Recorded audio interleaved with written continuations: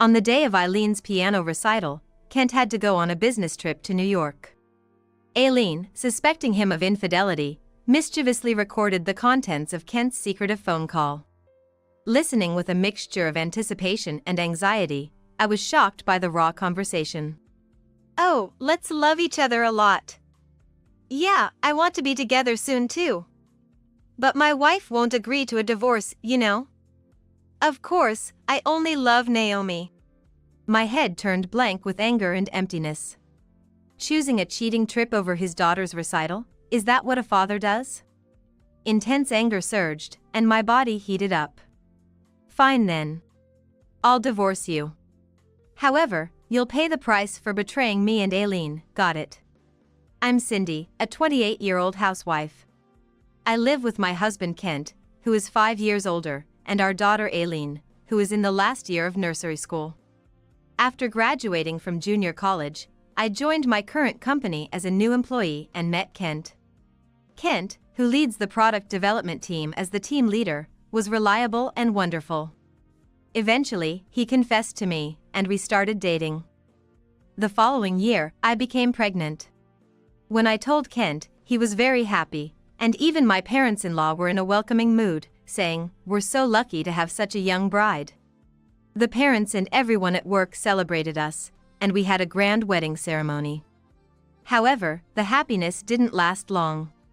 As soon as Aileen was born, Kent and my parents-in-law's true colors were revealed. "What? A girl?" said my father-in-law when he rushed to the hospital right after my delivery. I was hoping that my young wife would produce a vigorous heir, but I'm disappointed. My mother-in-law said, "If you want us to recognize you as part of our family, then hurry up and give birth to a boy." I'm sorry, Mom, Dad. I'll do my best next time. They came without being invited, criticized us thoroughly, and then left. I was not just angry but also astonished. Wait, am I the only one giving birth here? And an heir? We're just a regular working-class family, aren't we? I wanted to say a lot, but I didn't want to argue, so I swallowed it all. Well, so this is the true nature of my in-laws and Kent. I grew increasingly worried seeing Kent engrossed in his mobile game without even looking at our newborn daughter. The next day, I received a message from Kent's sister, May. It had been since our wedding since I last talked to May. I heard from my brother that the baby was safely born. I thought it would be a bother to rush to the hospital, so I'll send some congratulatory gifts to your home. I immediately replied with words of thanks. She seems like a thoughtful person, unlike my parents-in-law and Kent. After a month of staying with my parents, when I returned home, I found lovely baby clothes and stuffed animals waiting for me, so I promptly called to express my gratitude. As I continued to exchange messages with May, we became close, and meeting up for a chat occasionally became a refreshing break after Aileen started nursery school. Kent, on the other hand, dumped all the household chores on me while I worked full-time. Before we got married, he used to pretend to be a supportive husband, saying, "I'll support you if you want to continue working, and I'll help with the housework." But he completely changed his tune. Not only that, Kent couldn't even take care of himself properly. He'd leave his dishes on the table after meals, scatter his shirts and socks on the floor, and lounge on the sofa in his tracksuit, playing with his phone like a giant child. "Dad, you're supposed to put your clothes in the laundry basket in the bathroom." "Shut up, don't talk to me. It's your fault I messed up." Aileen, scolded by him, leaves his side feeling dejected. "Hey Kent, if you're free, could you hang up the laundry? That's women's work. My mom used to handle the housework properly. Unlike a stay-at-home mom, I don't have time." To which Kent replied in a dismissive tone, as if to say, "Give me a break. Every housewife manages the housework perfectly. If you're slacking off on household chores, why don't you quit your job? There are plenty of replacements for you, right, Cindy?" The last line pierced my heart. Certainly, there are plenty of colleagues in the same department who can do the same level of work as me, unlike the roles of wife and mother. But would he really say that out loud? Even when I discussed wanting to buy a dishwasher and a clothes dryer, Kentaro told me, If you're going to slack off on household chores, then quit your job. Mom, I'll help you wash the dishes.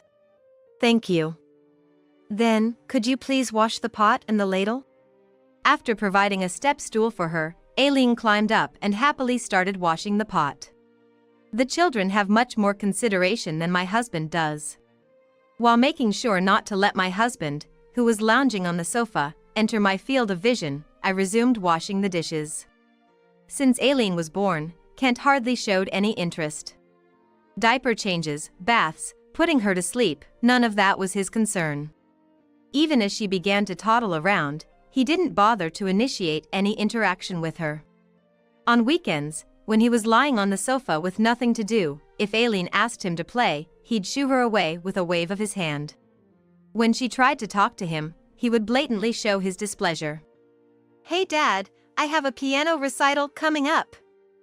I'm going to play the Chicks Walk. I can play it really well. Kent abruptly raised his voice.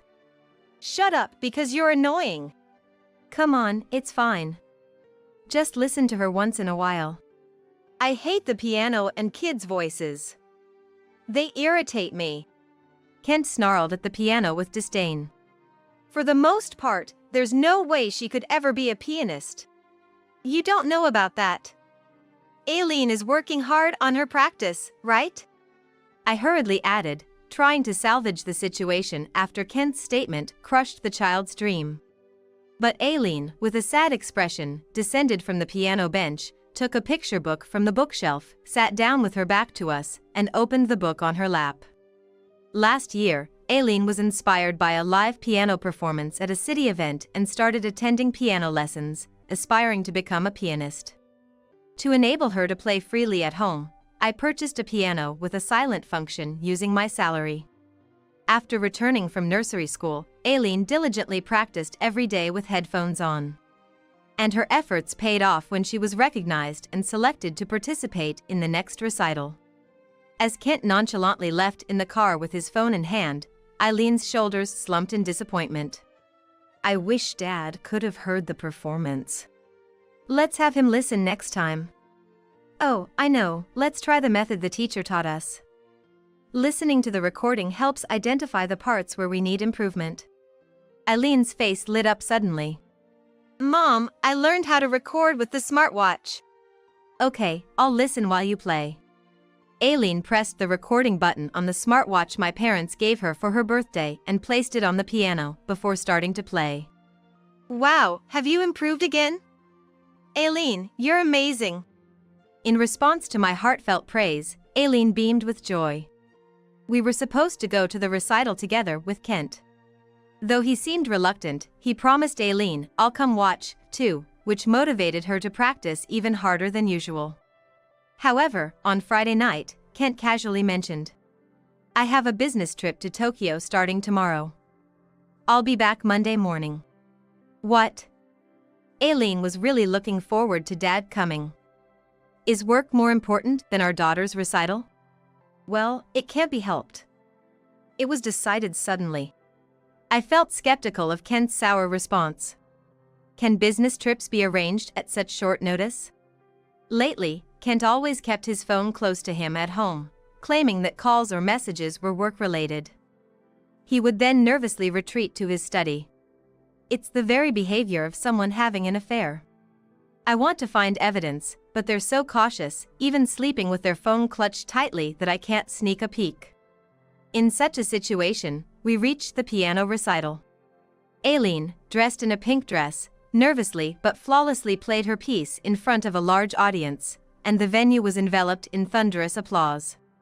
The next morning, as I prepared breakfast in the kitchen, still feeling happy from the night before, Aileen, with sleepy eyes, came downstairs and spoke to me. Mom, are you going shopping by bike today? Yes, to the shopping district.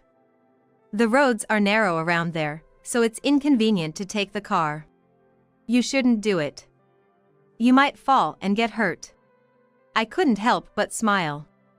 Aileen, adults don't fall like kids do. But Mom, you fell in my dream. There was blood coming from your knee. I gently stroked Aileen's determined face and calmed her down. That evening, as planned, on the way back from shopping, I turned left on the sidewalk and was startled by a cat suddenly darting out.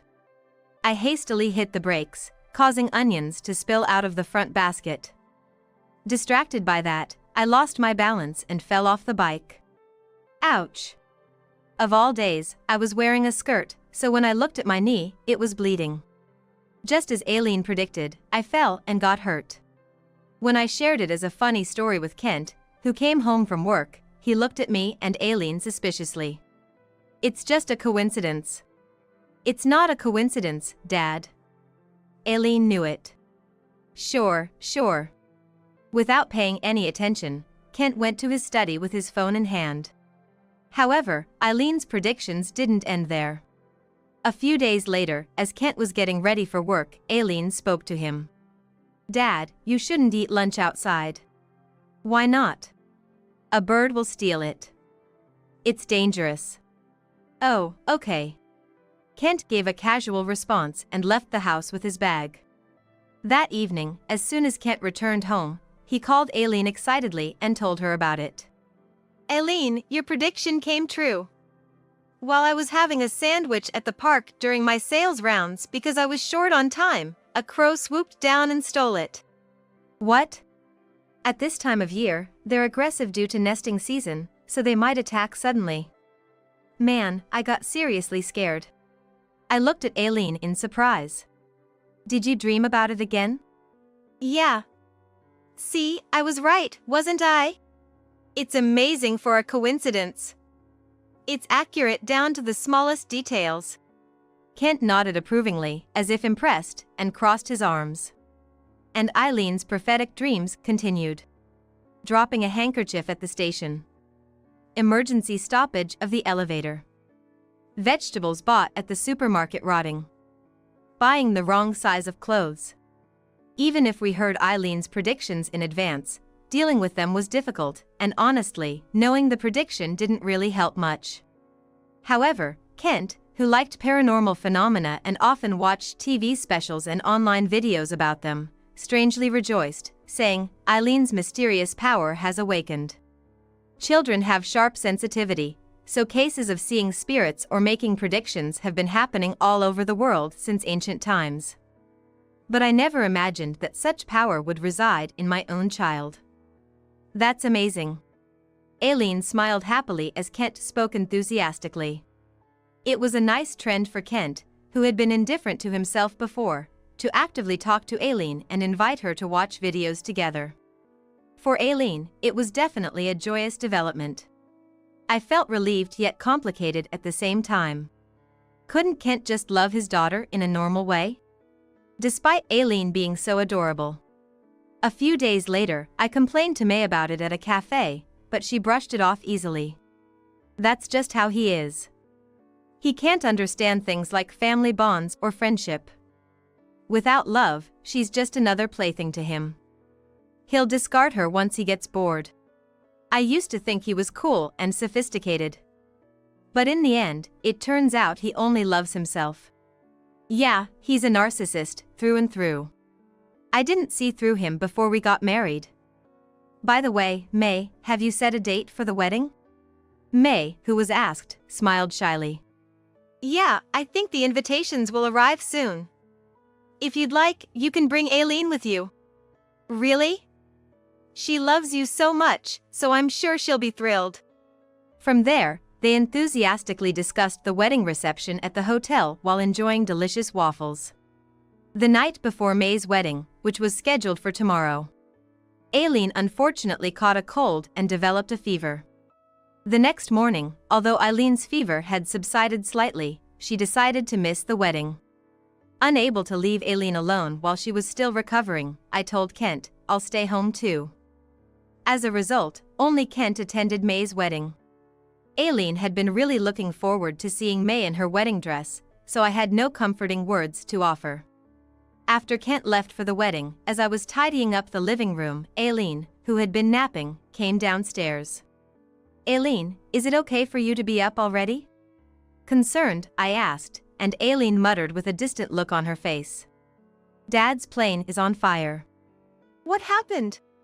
That's the evidence. Aileen pointed her finger at the smartwatch placed on the living room table. I didn't understand what she was talking about and thought Aileen was just half asleep. Confused, I asked, and Aileen inquired with a firm tone. "Mom, do you know that Dad is going to Hawaii soon?" "What?" I had no idea. At 9:45 p.m., he's leaving from the airport, flight L794.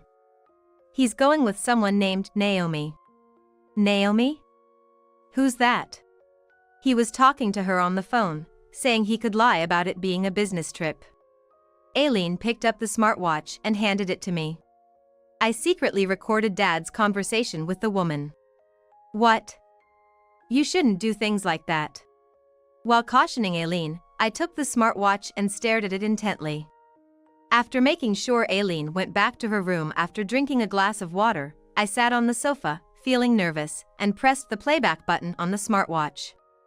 It was hard to hear clearly, but there was definitely a recording of Kent's voice. "Ah, I've booked a hotel with an ocean view as Naomi wanted. Let's love each other a lot."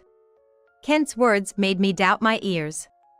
Continuing in his lovey-dovey tone, oblivious to being recorded, Kent said, "Yeah, I can't wait to be together soon.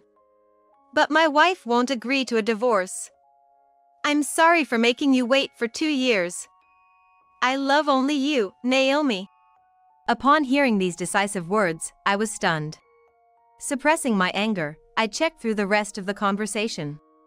Then, I discovered infuriating facts. All of Kent's recent business trips were actually rendezvous with his affair partner. What was unforgivable was the fact that he went on a cheating trip on the day of our daughter's piano recital. I was filled with intense anger. Is prioritizing a cheating trip over our daughter's recital what a father does? Disappointment and fury jumbled up my mind. A surge of intense anger rose within me, heating up my body. Fine. Then, I'll give him a divorce. But he'll have to pay the price for betraying me and Aileen, that's for sure. I messaged Mai to inform her of the situation when she returned from her honeymoon, and she replied with a message saying, "Again," followed by a phone call. During his college days, Kent was caught in a love triangle, which led to some dramatic scenes with his girlfriends. I can't forgive him for betraying our daughter, regardless of anything else. Although divorce is inevitable, I want to settle the score before that. Yeah, I agree. So, how about doing this? I smirked at May's plan. As the end of the month approached, Kent informed me. I'm going to Hawaii the day after tomorrow. I couldn't help but glance at Naomi, who was reading a picture book in the living room. Another business trip? Seems like you've been going quite often lately. Yeah, everyone's counting on me. It's a pain to be gone for 5 whole days. With a smirk, Kent continued his fibbing. Aileen, who had somehow appeared beside me, asked Kent, "Dad, are you going to Hawaii?" "Yeah. I'll be on flight JL794. That plane's going to catch fire." Kent was taken aback by Eileen's casual remark. "Did you dream about it again?" Geez, what a bother. Maybe I should reschedule the flight or give him a call. Him? He's my colleague who's going with me. I'll give him a quick call," Kent said, looking flustered as he headed upstairs. Aileen watched him with a worried expression. A month after the wedding, May suggested organizing a dinner gathering for Kent's family and relatives. Since Aileen had been unable to attend the wedding due to her illness, May arranged to rent out the restaurant in the same hotel. Aileen, now completely recovered, was delighted as she wore the pink dress originally intended for the wedding, styled her long hair, and carried her favorite beaded purse.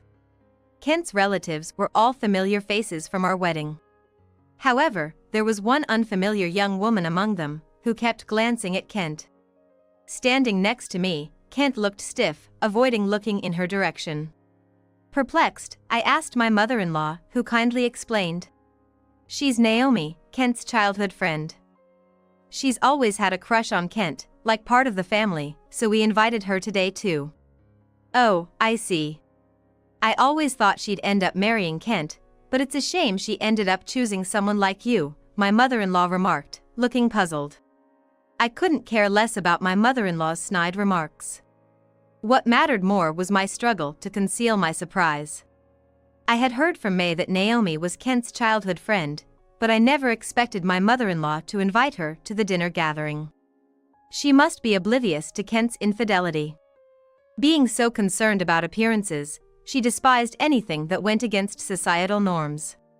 It was perfect timing for the culprit himself to show up. With Kent blatantly ignoring Naomi, I couldn't help but smirk beside him. As we began to eat at separate tables with our families, Naomi casually strolled over. Nice to meet you, Cindy. I'm Naomi. Kent's childhood friend, she said in a somewhat disoriented tone, casting judgmental glances at me and Aileen. Why didn't you introduce me, Kent? I couldn't wait any longer, so I came over. Sorry, I was too busy eating. This is Cindy and Aileen. Naomi used to live nearby. We treated her like a little sister when we were kids. Kent introduced, with a forced smile, much to Naomi's dissatisfaction. She seemed displeased with the formalities. As I sipped my wine, I glanced at the woman. Probably still in her 20s, she was a beautiful woman with an attractive figure and undeniable allure. Aileen, right? Hello. You're so cute, just like your dad. Hello. Wow, your voice is adorable too. Aileen, want to become part of our family? Naomi, I think you've had a bit too much to drink. Really? Then, Kent, take care of me like you always do. Just like old times, huh? Kent chuckled nervously, beads of sweat forming on his forehead. As I finished my glass of wine, I put on a smile and addressed Naomi. Nice to meet you, Naomi. It seems like my husband has relied on you a lot in the past. Cindy, that's ancient history. We both have partners now. Well, it seems like you and Naomi are still lovey-dovey, huh, Kent? What are you talking about? Kent stammered, looking pitifully flustered. Aileen stood up and showed us her smartwatch. Mom, is it okay? I nodded, and she pressed the playback button. Naomi, I love you. Echoed throughout the venue, causing Kent to spit out his beer in shock. What is this? Aileen, stop this right now. Kent panicked, snatching the smartwatch from Aileen. However, he couldn't figure out how to stop it, and the remarks about Naomi continued to blare loudly. I want to get cozy with Naomi in bed right now. Young women are the best, your skin is so tight and fresh. My mom keeps pressuring me to have an heir, but there's no way I could handle a wife in her 30s. Oh, speaking of which, she totally neglects the kids. I'm the one doing all the housework and childcare. They call guys like me real perfect dad, you know, the ones who do everything. After a moment of stunned silence, the room erupted into murmurs. Kent's parents looked down, their cheeks stained by the cold stares of their relatives. Now sober, Naomi looked down at Kent with a bewildered expression. This isn't what it looks like. Dad's a liar. Aileen shouted, her face turning crimson. What? Where's this coming from all of a sudden? With her cute face flushed red, Aileen launched into a rapid-fire barrage of accusations at Kent. You're the one neglecting me, not Mom. Even though she works too, she does everything at home. You never even bother to pick up your socks. Why are you lying? I'm not. Aileen exposed Kent's behavior with a loud voice echoing throughout the venue. Mom always plays with Aileen. She bathes me, reads me stories, and sleeps with me. We even practice piano together. But Dad gets mad when I talk to him and says I'm noisy, and he's always playing games at home. Yeah, seriously. And by the way, I heard there was talk of divorce, but this is news to me. Stop making up stories on your own, please. Kent's expression turned into one of rage as I joined in scolding him. He slammed his clenched fist down on the table. Shut up. A daughter talking back to her father shows a lack of motherly discipline. Hey, Cindy, remember, a graduate of a prestigious university, married you, a graduate of a junior college. Show some gratitude. Besides, isn't it a wife's duty to take care of her husband? Spitting venom and insults, Kent glared at Aileen. Aileen, remember this. You'll take care of me in the future too. What? No way. Why do I have to take care of Dad when he never plays with me? Aileen retorted with a valid point, causing me to chuckle. Kent, now excited, looked to Naomi for agreement. See, this is what my wife and daughter are like. Can you blame me for being fed up? Yeah, I've had enough too. Let's break up. That's right. Huh? It's all lies. Naomi said, her voice tinged with anger and dissatisfaction. You were complaining about his lazy wife, but according to your daughter, it's totally different. And it seems you didn't even discuss divorce with his wife. Plus, I heard you liked children, but actually, you hate them, right? Kent, this is who you really are. I can't believe you anymore. Kent was taken aback. His confident demeanor crumbled, and he looked pathetic with his furrowed brow. Naomi, it's not like that. Please listen to me. I can't stand male chauvinism. I can't deal with that kind of thing. Find someone else. But, you're the only one for me. Kent said with a crestfallen expression as Naomi glanced at him and walked away, clutching her bag. Seeing Kent freeze in shock, I decided to speak up. I've been putting up with it because Aileen is still young and I thought she needed her dad. But I've had enough. I'll let you go, so make sure to pay alimony and child support properly. Kent, staring at the spot where Naomi had left, turned back to me with an incredulous look. Are you serious about getting a divorce? Well, Kent, it seems like you don't want me and Aileen anymore. So, from now on, feel free to be friendly with as many young girls as you like. I'll take care of Aileen. Come on, you're joking, right? How do you expect a single mother to survive? Kent chuckled lightly, glancing between me and Aileen. You guys can't live without me. If you take back what you said now, I'll let everything I said before slide. The arrogance and insults from earlier, I'll forget all about them. I was utterly exasperated by Kent's attitude. Does he even see reality properly? Listen, we're not the ones who can't make it without you, Kent. You're the one who needs us more than 6-year-old Aileen does. From now on, take care of yourself. I stood up and looked at May, her husband, and the relatives. I apologize for causing a disturbance. I'll take my leave now. As May's immediate family and the hosts, Kent and his parents wouldn't be able to leave early.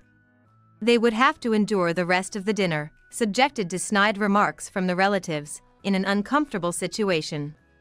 It must have been tough for Kent's parents, who care so much about appearances. Well, according to my mother-in-law, Aileen and I aren't considered part of the Sato family, so it's irrelevant to them. Feeling relieved, Aileen and I left the venue together.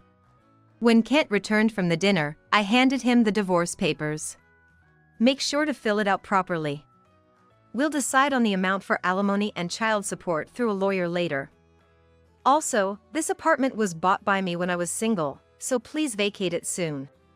Kent seemed like he wanted to argue, but perhaps realizing it would be pointless, he quickly signed the documents. He agreed to the amount presented by the lawyer, and after confirming the lump sum transfer from savings, we officially cut ties. Later, Kent was branded as a liar by his affair partner and got dumped. When he was blamed by relatives and his parents, he showed no remorse, which led to him being cut off from his family. Moreover, rumors about Kent's infidelity and divorce spread quickly within his company, leading to him resigning. He thought he could easily switch to his desired job, but he was repeatedly rejected for full-time sales positions in interviews. Eventually, he had to resort to working multiple part-time jobs.